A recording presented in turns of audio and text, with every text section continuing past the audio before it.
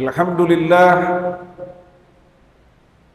alladzi hadana li hadza wa ma kunna linahtadiya laula an hadana Allah. Ashhadu an la ilaha illallah wahdahu la syarika lah wa ashhadu anna sayyidana Muhammadan abduhu wa rasuluh alladzi la nabiyya ba'dah. Allahumma salli wa sallim wa barik wa karrim ala hadha an-nabiyil karim sayyidina wa maulana Muhammadin wa ala alihi wa ashabihi al-mujahidin at-tahirin. Amma ba'du, fa ya ibadallah, usikum wa iyaya nafsi bitaqwallahi faqad fazal muttaqun. بقوله تعالى في كتابه الكريم: أعوذ بالله السميع العليم من الشيطان الرجيم بسم الله الرحمن الرحيم يا أيها الذين آمنوا اتقوا الله حق تقاته ولا تموتن إلا وأنتم مسلمون. صدق الله العظيم. Hadirin jemaah Jumat yang dirahmati Allah, sejenak dalam kesempatan yang penuh hikmah dan fadilah ini, khatib mengingatkan kepada diri pribadi dan segenap jemaah pada umumnya, marilah senantiasa rangkaian rahmat dan nikmat yang Allah karuniakan kepada kita alokasikan dalam rangka melaksanakan perintah dan menjauhi larangannya, sebagai bentuk upaya dan usaha yang nyata kita lakukan dalam rangka meningkatkan ketakwaan di dalam kehidupan.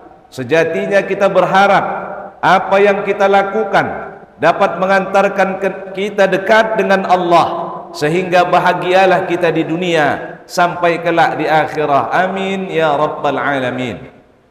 Salawat dan salam kepada junjungan alam Rasulullah Muhammad sallallahu alaihi wasallam.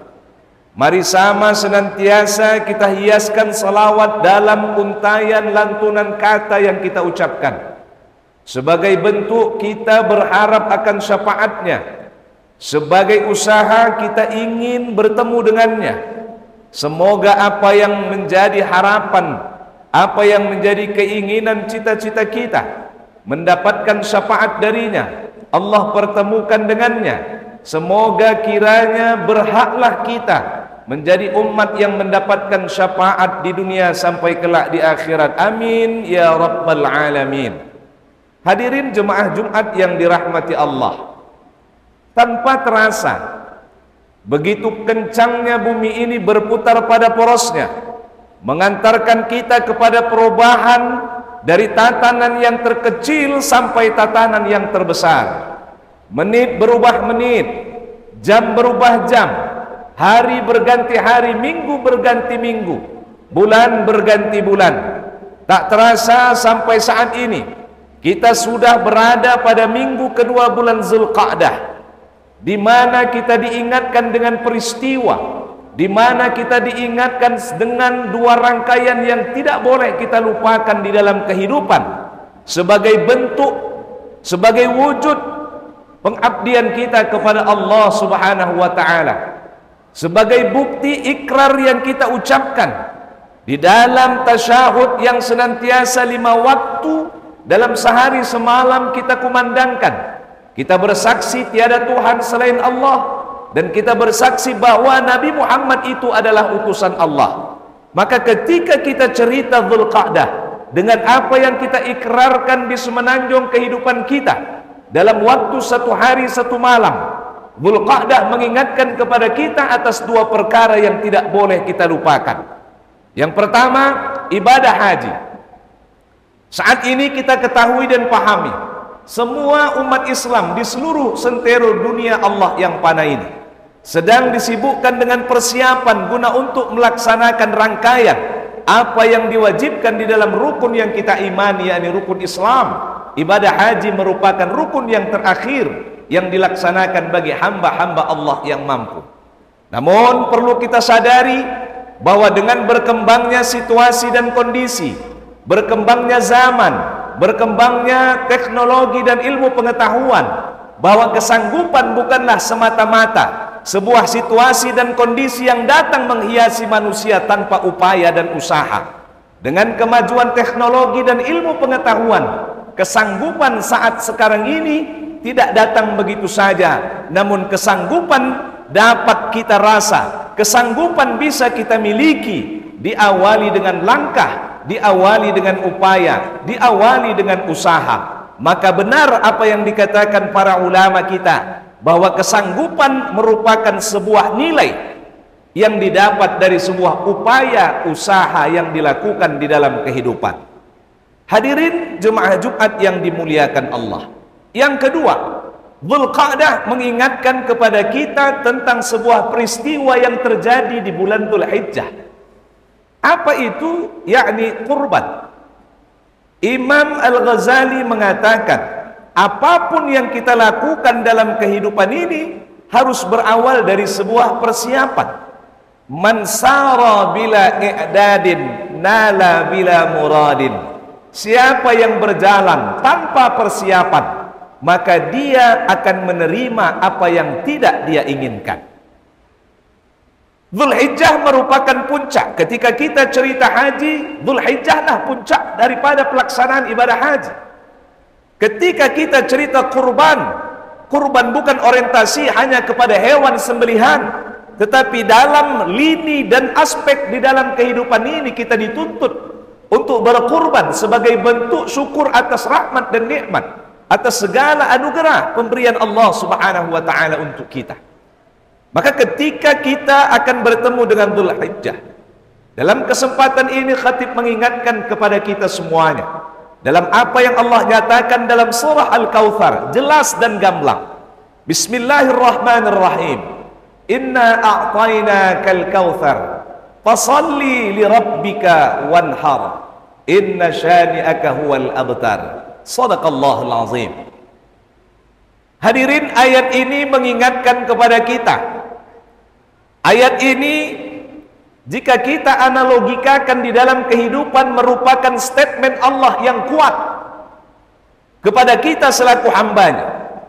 Apa statement itu? Yang pertama, statement Allah dengan jelas menyatakan, sesungguhnya kami telah karuniakan kepadamu nikmat yang banyak. Benarkah apa yang Allah nyatakan? Betapa banyak nikmat yang Allah berikan. Tiada satupun di antara kita makhluk, tiada sanggup di antara kita hamba untuk menghempang apa yang Allah nyatakan dengan jelas itu. Benar adanya nikmat yang Allah karuniakan kepada kita banyak. Dari mata kita terbedik hingga mata kita terpejam, sampai mata kita terbedik kembali, betapa banyak rangkaian nikmat yang Allah berikan kepada kita.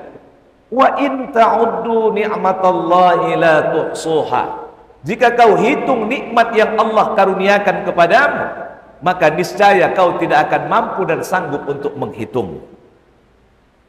Atas anugerah yang Allah berikan kepada kita, ada dua yang perlu untuk kita garis bawahi sebagaimana yang Allah nyatakan di dalam surah Al-Kautsar. Yang pertama, fasalli li rabbika. Maka tegakkanlah salat atas nama Tuhanmu. Kita yakin jika dengan berkembangnya dunia saat ini tidak lagi masanya kita hanya mampu menjadikan salat sebagai sebuah kewajiban. Kita harus mampu naik. Kita harus bisa naik kepada kelas strata yang lebih tinggi, bahwa salat bukan hanya lagi sebuah kewajiban, tapi kita harus mampu menjadikannya sebagai sebuah kebutuhan. Jika kita hanya bisa menjadikan salat sebagai kewajiban, maka tidak menutup kemungkinan salat kita hanya salat yang nilainya menggugurkan kewajiban. Tapi yakinlah hadirin jemaah yang dimuliakan Allah, di saat kita mampu menjadikan salat sebagai kebutuhan dalam kehidupan ini, maka niscaya salat kita akan membawa bekas untuk diri kita. Niscaya salat kita akan membentuk kepribadian kita. Niscaya salat kita akan membimbing kita senantiasa berada di jalan Allah Subhanahu wa ta'ala. Maka hadirin, kita harus meyakini bahwa ketika Allah menyatakan atas nikmat yang Ia anugerahkan kepada kita, Allah hanya perintahkan kepada kita tegakkan salat karenanya. Salat bukanlah kepentingan Allah. Sedunia sentero ini orang tidak menegakkan salat, Allah tetap tidak akan pernah pensiun menjadi Allah. Salat adalah kepentingan makhluk. Salat adalah kebutuhan kita. Itu bukan kepentingan dan kebutuhan Allah Subhanahu wa ta'ala. Kita manusia butuh ketenangan. Kita manusia butuh kenyamanan. Kita manusia butuh perlindungan. Kita manusia butuh apa yang menjadi harap dan cita kita Allah mudahkan. Maka oleh karenanya tidak lagi salah, tidak lagi layak untuk kita ragukan untuk meraih dan menggapai itu semuanya. Kita tunaikanlah apa yang Allah perintahkan kepada kita, menegakkan salat karena Dia. Bukan karena pimpinan. Menegakkan salat bukan karena jabatan. Menegakkan salat bukan karena kepentingan duniawi, melepaskan kepentingan kita kepada Allah. Namun yakinlah ketika kita menegakkan salat, itu merupakan kepentingan kita sebagai seorang hamba kepada Allah. Yakinlah ketika kepentingan kita kepada Allah telah kita tunaikan, dengan mudahlah kepentingan kita di dunia ini akan bisa kita dapatkan. Yang kedua hadirin, wanhar, dan berkurbanlah. Kita paham bahwa syariat kurban lahir dari sebuah peristiwa yang ditamsilkan, yang dicontohkan oleh seorang Nabi Allah, Khalilullah, yang bernama Ibrahim alaihissalam dengan putranya Ismail alaihissalam. Syariat kurban lahir daripada peristiwa yang mereka alami, seolah-olah Allah ingin membentangkan tontonan kepada kita. Bayangkan hadirin, jika saat ini perintah itu berlaku sebagaimana Allah memerintahkan kepada Nabi Ibrahim untuk menyembelih simbiran tulangnya, untuk menyembelih putra dan keturunannya. Betapa susahnya dia mendapatkan anak dan keturunan. Begitu anaknya tumbuh dewasa, turun perintah dari Allah untuk menyembelihnya. Andai perintah ini sampai saat ini masih berlaku, diwajibkan atas kita untuk menyembelih anak dan keturunan kita, kita mungkin seisi masjid ini tergolong orang-orang yang ingkar, karena akal sehat kita tidak akan pernah menerima orang yang sudah kita besarkan, simpiran tulang di mana pada dirinya kita tanamkan harapan. Waktu kita korbankan, jiwa kita korbankan, kaki jadi kepala, kepala kita jadi kaki, untuk menanamkan harapan agar apa yang menjadi keinginan kita atas diri anak dan keturunan kita dapat terwujudkan. Perurun pula lah perintah dari Allah untuk menyembelihnya. Mungkin kita tiada akan pernah untuk mematuhi perintah ini. Namun Allah Maha Kuasa di atas segalanya. Perintah itu hanya Allah turunkan atas diri Nabi Ibrahim alaihissalam. Di ending akhir cerita kita bisa pahami ketika dengan tulus Ibrahim melakukan perintah itu karena Allah, dan ketika tulus Nabi Ismail menerima perintah itu karena Allah, Allah ganti dengan hal yang terbaik. Dan apa yang Allah gantikan itulah yang menjadi syariat buat kita saat ini. Nikmat Allah kasih kepada kita begitu banyak, maka Allah perintahkan kepada kita setelah kita menegakkan salat, tunaikan kurban. Hadirin jemaah yang dimuliakan Allah, kita memahami banyak tulisan para ulama-ulama kita di dalam fikih-fikih klasik menerangkan di antara fadilah kurban itu adalah merupakan kendaraan kita di akhirat kelak nantinya. Maka sepakat para ulama, kurban, sembelihan yang kita sembelih kelak akan menjadi kendaraan kita di hari akhirat. Maka kalau kita sudah meyakini kurban adalah kendaraan kita di akhirat, kenapa sampai saat ini masih banyak di antara kita yang mengabaikan kendaraan untuk akhirat? Begitu sibuknya kita mengadakan kendaraan kita di dunia. Dinilai dari aspek perekonomian, sebenarnya kita belum sanggup punya kendaraan di dunia. Akan tetapi kita memaksakan agar kita punya kendaraan di dunia.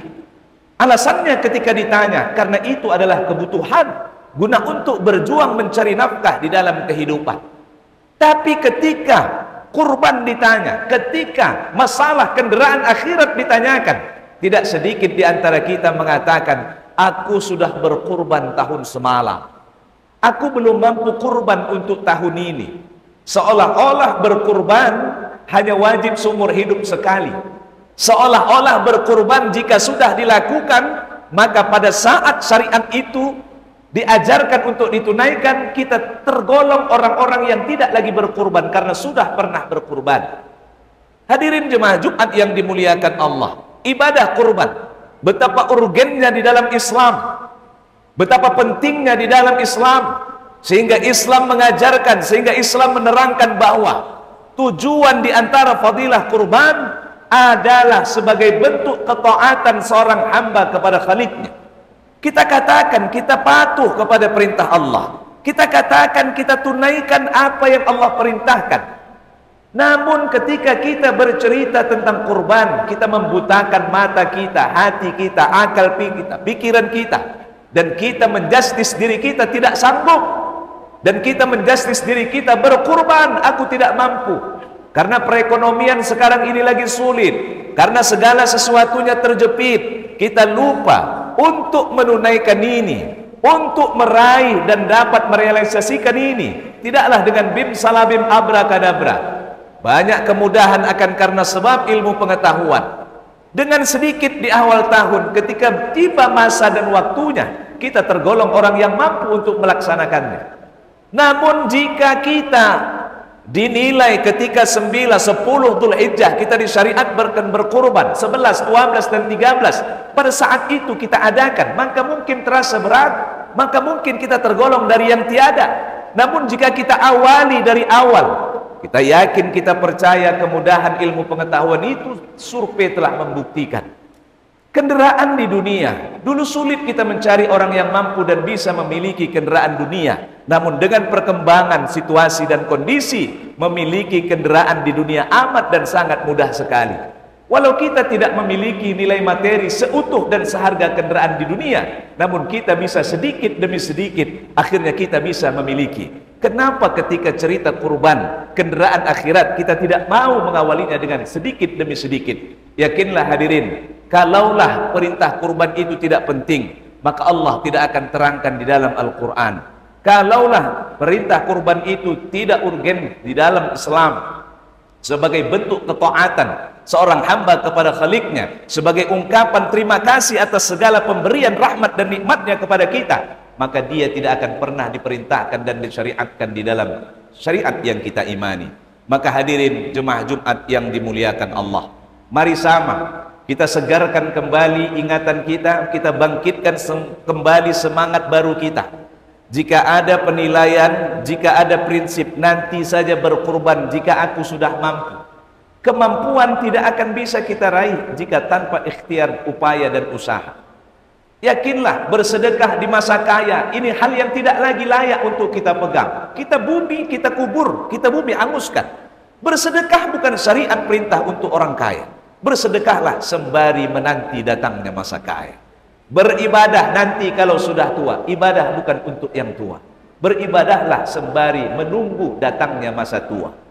Beribadahlah walau dalam kesempitan apapun, karena kita tidak tahu dunia ini kapan kita tinggalkan.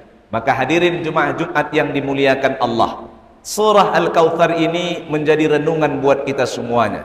Singkat lantunannya, sedikit jumlah ayatnya, tapi makna yang terkandung di dalamnya seluas bumi, lautan, bumi, daratan, langit beserta isinya.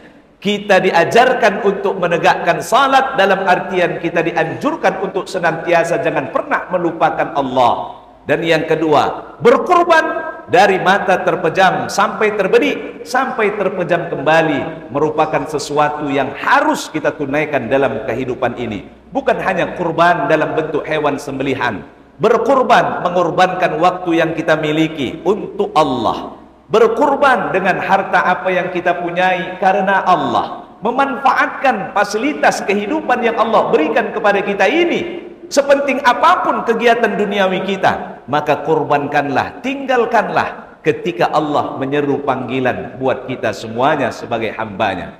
Hadirin jemaah Jumat yang dimuliakan Allah, inti kesimpulan daripada isi materi khutbah yang khatib sampaikan, yang pertama, ingatlah Allah dalam setiap lini, kesempatan, dimanapun kita berada dan dalam kondisi seperti apapun kita. Mengingat Allah dalam artian secara syariat menegakkan salat semata-mata karena Allah. Secara umum bukan hanya ketika salat kita hanya ingat kepada Allah, namun dimanapun kita berada ingatlah Allah.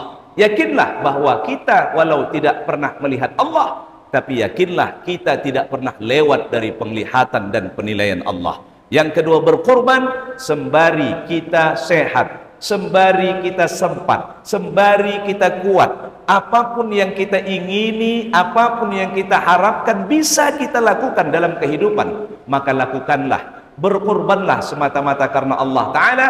Ketika puncak syariat bulan Dzulhijjah kita diajarkan untuk berkorban, berupayalah, berusahalah agar kita senantiasa dapat melaksanakan ibadah kurban. Jika tidak penting, maka tidak pernah akan diajarkan di dalam syariat Islam. Jika tidak besar fadilahnya, maka tidak akan ada di dalam syariat yang kita imani. Betapa besarnya, betapa pentingnya lah. Makanya Allah paparkan melalui kalamnya, melalui Allah terangkan di dalam kitabnya, Al-Quranul Karim, yang menjadi pegangan dan sandaran buat kita semuanya di dalam kehidupan. Hadirin Jumat yang dimuliakan Allah, demikian khutbah Jumat yang singkat. Semoga kita semuanya bisa yang mendengarkannya bangkit semangat berkurban dalam kehidupan di atas muka bumi Allah yang fana. Amin ya rabbal alamin. Barakallahu li wa lakum fil Qur'anil azim wa nafa'ani wa iyyakum bima fihi minal ayat wa dzikril hakim wa taqabbalallahu minni wa minkum tilawata innahu huwal ghafurur rahim.